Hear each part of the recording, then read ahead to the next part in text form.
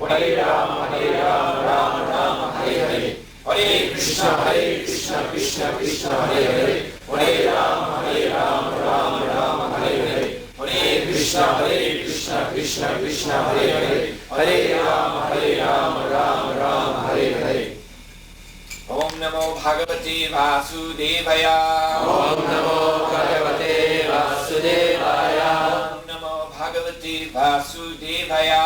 Om Namo Bhagavate Vasudevaya. Om Namo Bhagavate Vasudevaya. Om Namo Bhagavate Vasudevaya. Narayanam namaskritya naram chaiva narottamam devim saraswatim vyasam tato jayamudhirayat. Before reciting the Srimad Bhagavatam, which is our writings of conquest, we should offer our respectful obeisance unto the personality of Godhead, Lord Narayan, unto Nara Narayan Rishi, the supremest being, unto Mother Saraswati, the goddess of learning, and unto Srila Vyasadeva, the author. So this morning we're reading from the first canto of Srimad Bhagavatam, chapter 17, Punishment and Reward of Kali. Today's verse is text 14. Kindly repeat this verse after me, line by line, as appears on the board. Jane nagasya dham yunjan. Jane nagasya dham yunjan. Sarvatosya chat madbhayam.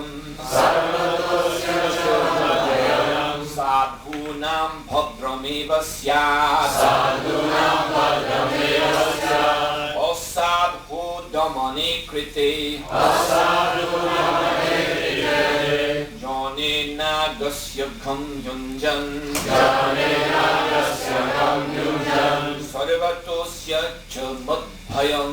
Sarvatosya cha madbhayam. Sadhunam bhadrameva syat. Sadhunam bhadrameva syat. Asadhu damane krite. Asadhu damane krite.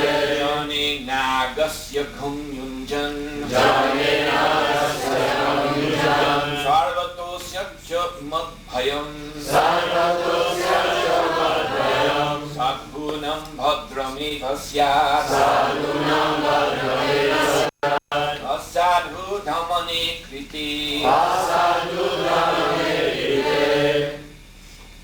Jane nagasya dham yunjan. Jane nagasya dham yunjan. Sarvatosya cha madbhayam. Sarvatosya cha madbhayam. Sadhunam bhadrameva syat. Sadhunam bhadrameva syat. Asadhu damane krite. Asadhu damane krite. Jane nagasya dham yunjan. Jane nagasya dham yunjan. Sarvatosya cha madbhayam. Sarvatosya cha madbhayam. Sadhunam bhadrameva syat. Sadhunam bhadrameva syat. Sadhu damane krite. Asadhu damane krite. Jane nagasya dham yunjan. Jane nagasya dham yunjan. Sarvatosya cha madbhayam. Sarvatosya cha madbhayam. Sadhunam bhadrameva syat. Sadhunam bhadrameva syat. Sadhu damane krite. Asadhu damane krite. Jane, Jai, to the living beings, to the living beings, Anagasi, Anagasi, those who are offenseless, those who are offenseless, Agham, Agam, suffering, suffering, Yunjan, Yunjan, by applying, by applying, Sarvataha, Sarvataha, anywhere and everywhere, anywhere and everywhere, Asya, Asya, of such offenders, of such offenders, Cha, Cha, and Matbhayam, Madhvayam, fear me, fear me, Sadhunam, Sadhunam, of the honest persons, of the honest persons, Bhadram, Bhadram, good fortune, good fortune, Eva, Eva, certainly, certainly, Syat, Syat, will take place, will take place, Asadhu, Asadhu, dishonest miscreants, dishonest miscreants, Domane, Domane, curbed, curbed, Krite, Krite, being so done. being so done. Translation and purport by Divine Grace. A.C. Bhaktivedanta Swami Srila Prabhupada Ki Jai. Jai. Whoever causes offenseless living beings to suffer must fear me anywhere and everywhere in the world. By curbing dishonest miscreants, one automatically benefits the offenseless. Dishonest miscreants flourish because of cowardly and impotent executive heads of state. But when the executive heads are strong enough to curb all sorts of dishonest miscreants in any part of the state, certainly they cannot flourish. When the miscreants are punished in an exemplary manner, automatically all good fortune follows. As said before, it is the prime duty of the king or the executive head to give protection in all respects to the peaceful, offenseless citizens of the state. The devotees of the Lord are by nature peaceful and offenseless, and therefore it is the prime duty of the state to arrange to convert everyone to become a devotee of the Lord. Thus automatically there will be peaceful, offenseless citizens. Then the only duty of the king will be to curb the dishonest miscreants. That will bring about peace and harmony all over human society. Jane nagasya gam yunjan sarvatosya chamabhayam sadhunam bhadram evasya asadhu yamani. Whoever causes offenseless living beings to suffer must fear me anywhere and everywhere in the world. By curbing dishonest miscreants, one automatically benefits the offenseless. Mukam karoti vachalam mangamanayam yat kripatadaham bande Sri Gurum Dinatayam. So the personality of Kali is the prototype leader of Kali Yuga. He appeared in the kingdom of Maharaja Pariksit, which at that time, of course, was the whole world. He appeared in the guise of a king, dressed up with the royal insignia, crown, and so on. But he was engaged in horribly sinful acts, killing the cow and the bull, who are actually mother and father of human society. So now, since that time, this trend has expanded across the face of the earth. This is also prophesied in Srimad Bhagavatam, that the kings, the kingly order, will be in this age dasyu, they will be plunderers. And kings require ministers, the Brahmana, priestly, intellectual class. Srila Prabhupada says the government, both classes must be cooperating. So that is also going on in Kali Yuga. There is a priestly or intellectual class which cooperates with these rascal kings. And Bhagavatam says these so-called brahmanas are rakshasas, big demons. So whether in India, where the brahmanas became very materialistic,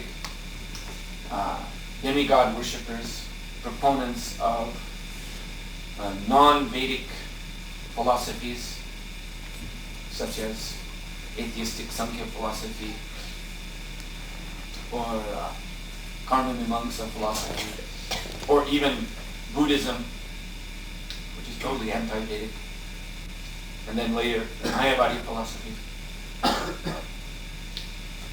And the kings in India also, supported by such Brahmins, the famous in history, plunderers. Outside of India, in the West, the same thing is going on in a different cultural context, perhaps. In the West, the Brahmanas or intellectuals are materialistic scientists of the Western style of science. But the kings, these authorities, are no less rascals, plunderers. So Maharaja Pariksit, seeing this trend manifesting 5,000 years ago, he immediately put a stop to it. Now this verse is very illuminating because it shows us that Maharaja Pariksit is intention in suppressing, this word is used, dominate. Dominate means to curb or suppress. So his intention in suppressing the personality of Kali was not one of mundane rivalry as between two powerful men in this world. When they meet, immediately the chests are bumping together. Get out of my way, get out of my way. It was not like that at all. Actually, we find in this verse the explanation of transcendental power, the wielding of transcendental power in this world for the good of all living entities. Some persons have a problem with power, whether it be material or spiritual, just power itself. It makes them nervous. But Krishna, he's all-powerful, the all-powerful personality of Godhead. And his devotees, they represent him in this world. So although the devotees of the Lord, like Maharaja Pariksit, are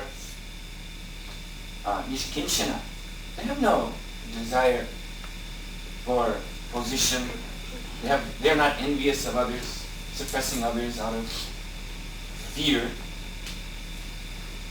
No, but actually their mission in this world is to establish the order of the Supreme Personality of Godhead in all realms of human society, human endeavor. So, therefore, just as we see in the pastimes of Chaitanya Mahaprabhu, there's a very nice example of this. How devotee is actually reluctant. He's reluctant to take a position of power for himself. But for the service of the Supreme Lord, he's very eager. When Lord Gauranga began his Sankirtan pastimes in Navadvip, he gathered around him all of the Vaishnavas who had descended into this world, were actually the eternal associates of Lord Krishna, who had come into this world to participate with the Lord in his Gauranga Lila, in spreading Sankirtan everywhere. But one associate was missing. This was Sridham, who was the dear cowherd boyfriend of the Lord in Pajabhumi. So, missing Sridham, Lord Gauranga requested Lord Nityananda to go find him in Vrindavan. Sridham had actually been staying in a cave in Vrindavan. He'd been in trance for 5,000 years, or at that time, 4,500 years. And so Lord Nityananda sought him out and awoke him from this, brought him back to external consciousness from this trance. And Sridham asked him, "Who are you?" And Lord Nityananda replied, I am Balaram. And Sridham didn't at first believe him until they ran a race around Govardhan Hill. And Sridham could understand only Lord Balaram could beat me in a race around Govardhan Hill, which they ran around the whole hill in just a few moments. So then Sridham, he requested Lord Nityananda to please explain, why have you woken me from my trance? It is now Kali Yuga. I don't like this age. And Lord Nityananda explained that Lord Gauranga is calling you.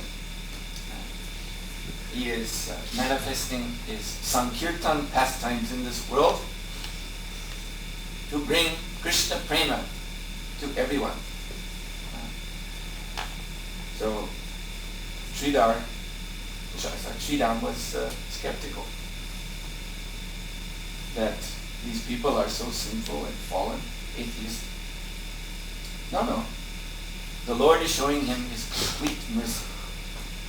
And he's feeling that without you, his pastimes will not be complete. So you must come. So Sridham was very reluctant. Finally, it is said, he expanded himself. He expanded himself into a form that was called Abhiram. Abhiram Gopal Thakur. This is one of the great associates of Lord Chaitanya. So Abhiram Gopal Thakur was in this way manifested from Sridham, who did not want to leave his cave in Vrindavan. So Lord Nityananda brought Sridham in this form back to Lord Chaitanya in Navadvip. Now it is said that in this expansion, Abhiram was initially in Dwarpa Yuga size, because Sridham had stayed in that cave since Dwarpa Yuga. So when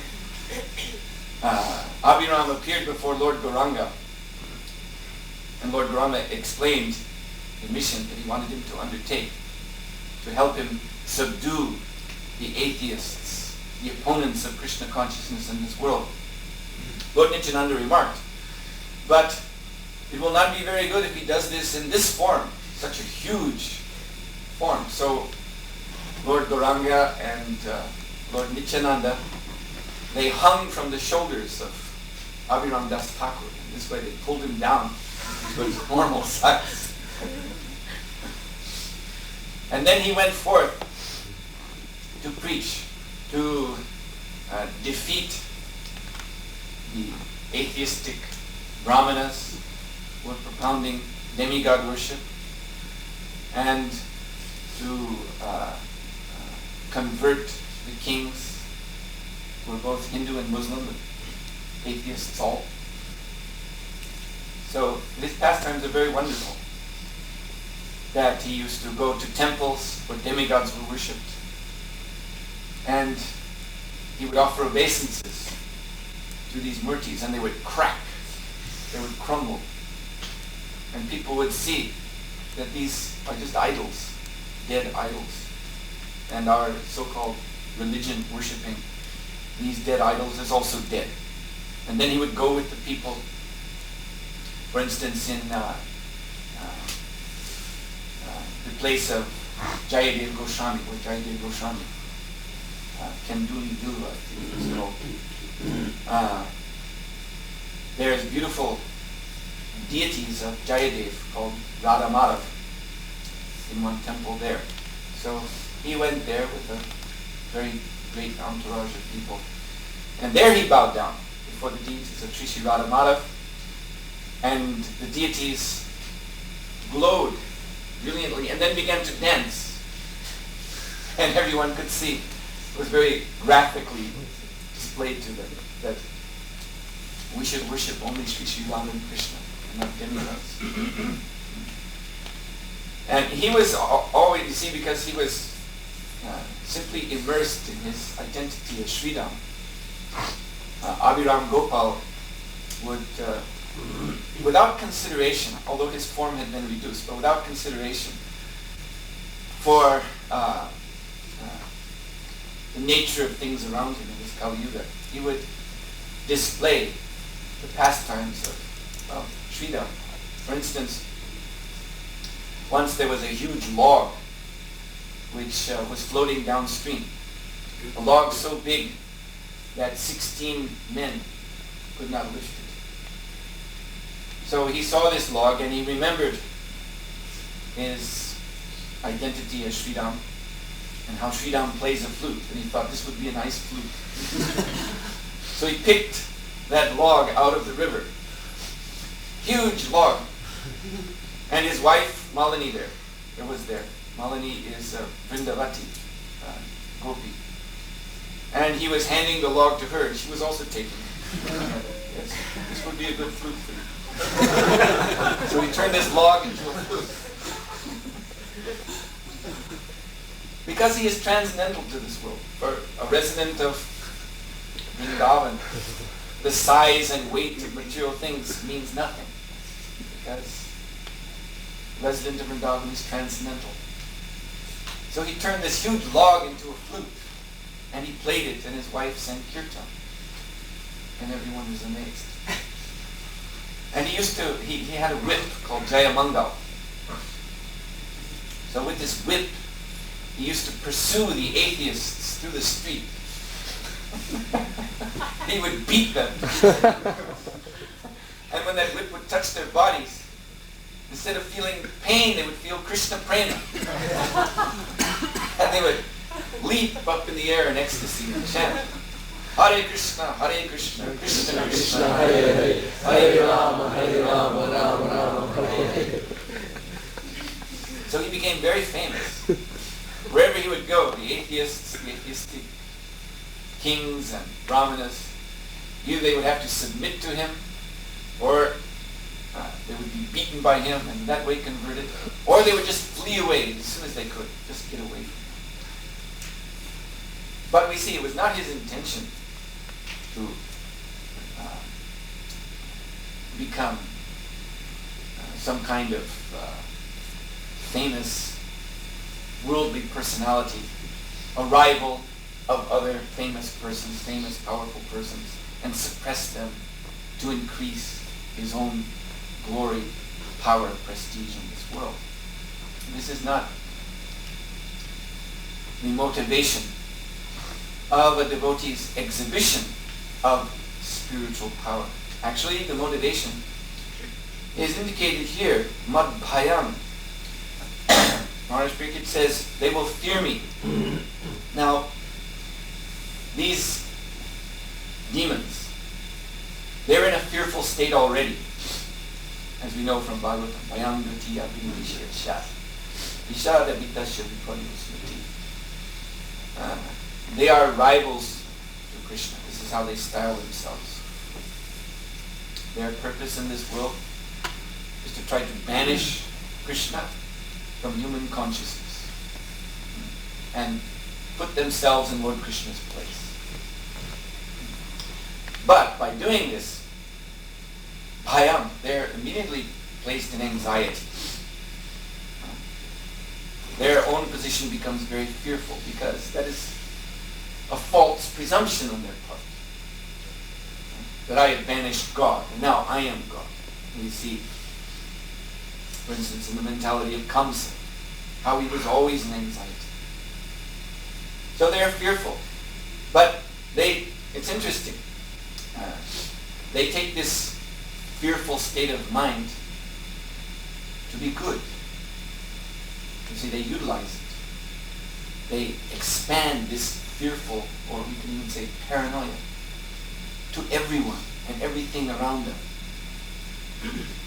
Just like we see the demoniac governments, they're always spying. Ajay Prabhu was telling me how even psychological studies, ridiculous studies, are funded in America by the government. Hundreds of thousands of dollars to observe how men pass urine in the urinal, things like that. He was telling me. They put a little periscope in the men's toilet and watch how men pass urine. There's someone timing it. And other such ridiculous experiments. And what is behind it, actually, is that the government funds these experiments to study human behavior so that they can better control the population. They can better detect if some danger, some opposition is arising from some quarter, and then how to subvert that opposition, to divide it. So therefore they're very interested in studying in this actually paranoid way human behavior. So this is actually the animalistic principle. The animal principle of bhaya, fear, becomes predominant. Srila Prabhupada said this is the main business of the animals. When you observe the birds, for instance, when they come down and hop about collecting food, they're always looking here and there because they're afraid. So this is their awareness of the world around them. It is all in terms of fear. So the demons, they're paranoid. They're always on the lookout for danger, for threat to their false position. But they do not understand because they've so completely forgotten Krishna that actually it is Krishna they should fear because they are rascals. Instead, that fear is diffused through the material world and they're fearing this man, this nation, that nation. So it is the mission of such a pure devotee as Maharaja Pariksit, Mad Bhayam, they will fear me because I am Krishna's devotee. This is actually the ecstasy. I was saying the other day, the ecstasy of the Vaishnava is to kill the demons or suppress them, as we see in the Ram Leela so clearly. It is a fact. There's an interesting point that's made by Srila Baladev Vidyabhushan in his Govinda Bhasya. He points out how in one very famous and very devotional Upanishad called Gopal Tapani Upanishad, which is a pure bhakti Upanishad. But yet there is this statement that a pure devotee, in thinking of Krishna's pastimes, sometimes he thinks, the term is used, Soham, I am he, I am Krishna. So now a doubt certainly arises. Is this Mayavadi philosophy creeping in to the Upanishads, into a nice bhakti Upanishad? Is this the conclusion? Some Mayavadi conclusion? No, Baladev Vidyabhushan explains that actually it is explained, the example is given in the 10th canto of Srimad Bhagavatam, chapter 30, that the gopis, in their ecstasy of remembering Lord Krishna's pastimes, remembering his movements, his smiles, his glancing upon them, his wonderful speeches, they, in remembering and acting this out for one another, to help one another remember Krishna, they would, in their ecstasy of full absorption in Krishna's pastimes, they would sometimes say, I am he, I am Krishna. So much absorbed with it in the Lord's pastimes. But this is not to be taken as some Mayavadi contamination. So similarly, we see Maharaja Pariksit is also exhibiting this ecstasy in that these demons, they're actually fearful of Krishna, but because they're in Maya, so totally in Maya, they've forgotten Krishna completely. So Maharaja Pariksit is actually thinking like this: then they will fear me. I am Krishna's devotee. Let them fear me. I will punish them. I will suppress them on behalf of the Lord. And in this way, by fearing me, they will remember Krishna. So, yesterday at the Hare Krishna Center, I was speaking a little bit on Varnashram Dharma. So, in Varnashram Dharma, there's also this sort of mixed motivation that a pious person, one who is Sukrita, but yet still attached to material nature, he may, if he has the right qualification, he may take the post of a king, Kshatriya. And there yes, he may actually be still, because of some attachment to the mode of passion, still being under that influence. He may, while protecting Dharma, still be fearing for himself, because he is attached. Because he's attached, he's enjoying the facilities of his kingdom. And he doesn't want that to be taken away from him. So here is an example of a sort of mixed motive. He's defending Dharma, but he's also defending his own sense gratification. That is seen even in Indra. When Indra, when his own spiritual master, Brihaspati, was offended and abandoned him, then Indra took as his spiritual master Vishvarup. But when he saw that Vishvarup, because Vishvarup, on his mother's side, I think, he was related to the demons. So Vishvarup, in performing yajna, because one has to offer to the forefathers, so he was also offering to the line of the demons, the Daitya Gotra. And so, seeing this, Indra became afraid. He thought, my self-interest is being threatened. So he killed his own guru, Vishvarupa. That was a great sin. But this verse, we'll read it again. Whoever causes offenseless living beings to suffer must fear me anywhere and everywhere in the world. The curbing dishonest miscreants, one automatically benefits the defenseless. Here we see, in Maharaja Pariksit, there is no such personal motivation. His intention as Kshatriya is just to permit the offenseless living beings under his charge, to permit them, to allow them the opportunity to progress in their spiritual life, in their service to the Lord, without being threatened by the demoniac. So he, therefore, utilized his power and position as Kshatriya to curb down the sinful behavior, the sinful activity of this Kali. It was actually a great obstruction in his kingdom.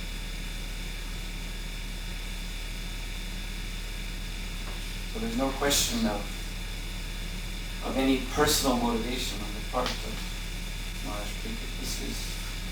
This verse is expressing the sentiments of a pure devotee, mission of a pure devotee in this world. Are there any questions?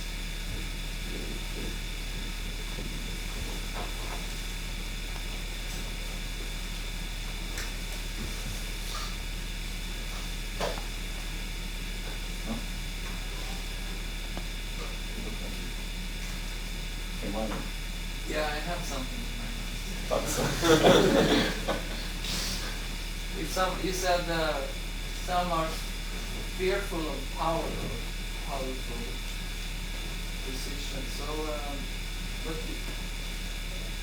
what kind of Maya is that, for instance, if one feels that in relationship to spirit, someone feels that he cannot approach, for instance,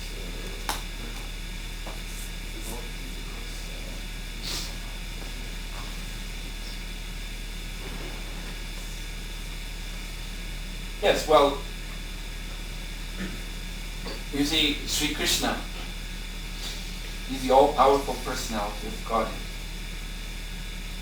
But his pure devotees do not, actually, as Sri Chaitanya Mahaprabhu has explained to Vallabhacharya, that the pure devotees, those who have Kevala Bhakti, pure devotion, they're actually not taking into consideration his Aishwarya, his power. They are approaching the Lord in love, desiring to render loving service. and Krishna, by his mercy, is reciprocated. So similarly, among devotees of the Lord, why should there be, although devotees of the Lord, as we've seen, they're the most powerful, because they're Krishna's representative. So this power, this is actually, the force of this power is actually felt by the non-devotees. They must submit themselves to Krishna. This is the beginning of spiritual life. It begins with submitting oneself to Krishna. So because they're non-devotees, they have to be convinced sometimes by exhibition of power. When Krishna himself comes, or when the pure devotee is preaching, he displays the power of argument, power of logic.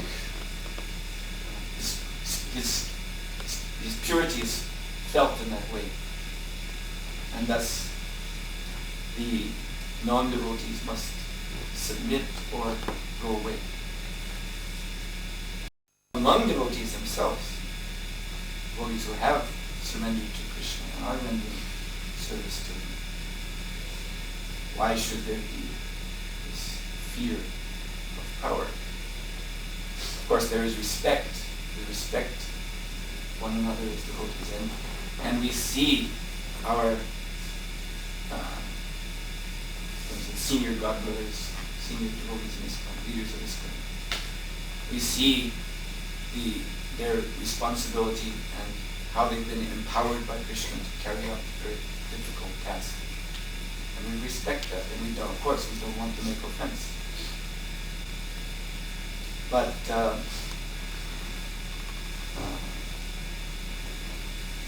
apart from that, I mean, that is there, but the relationship between devotees is actually one of love, as explained by Suhotra Swami, the Bhakti Pramudina. These are actually the elements of relationship between devotees. So, yes, why should one consider like that? That someone is so powerful that I cannot approach him. Because I have something else to say. They would be. Well, then that's an honest statement. And that's a problem. Why should we have something against authority? If the authority is Krishna's authority. Yeah, I have no problem with Krishna's authority. More difficult to what it comes to Krishna's devotees. Well, again, as I said, anyway, Krishna's devotees, they are approachable. They are actually the Lord's mercy. Vaishnava is Krishna's mercy in this world, and they are approachable. So one has to know how to approach the Vaishnava properly. That's all.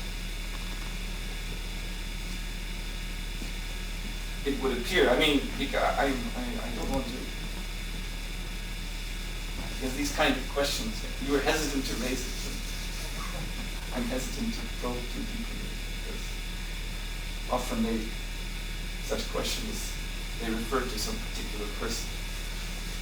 And the class, this Bhagavatam class, is not supposed to be the forum of analyzing individual person's defects in public.